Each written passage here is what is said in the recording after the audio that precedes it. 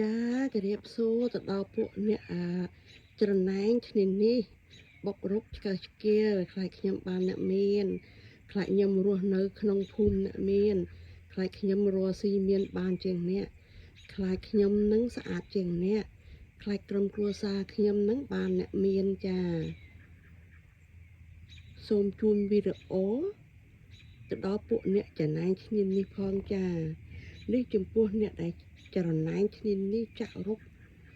នាងខ្ញុំការនាងខ្ញុំធ្វើការជាមួយចាមួយចំនួនតូចចាមិនមែនទាំងអស់ទេចាគឺជូនទៅមួយចំនួនតូច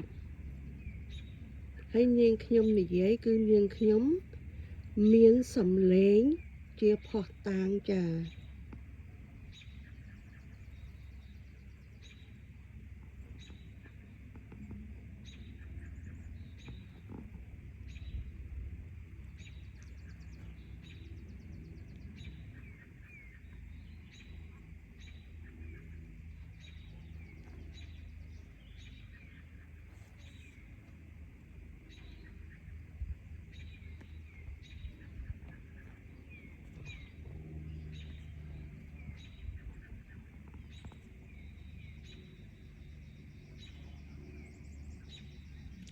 ក្នុងថ្ងៃនេះ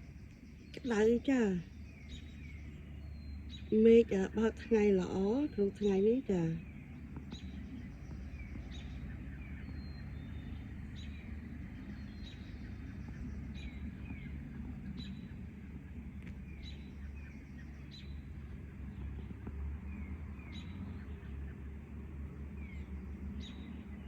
ហើយនាងខ្ញុំសូម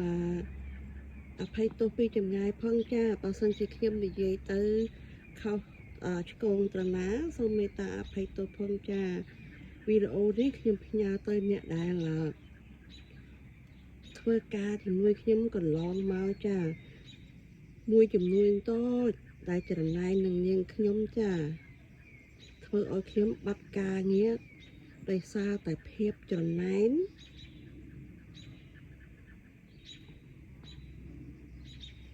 ភាពចាក់រុកភាពស្អប់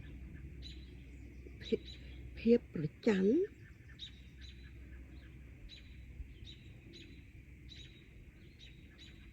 អរគុណអ្នកដែលខំឆ្កឹះឆ្កៀលទាំងប្រមាណចាអរគុណ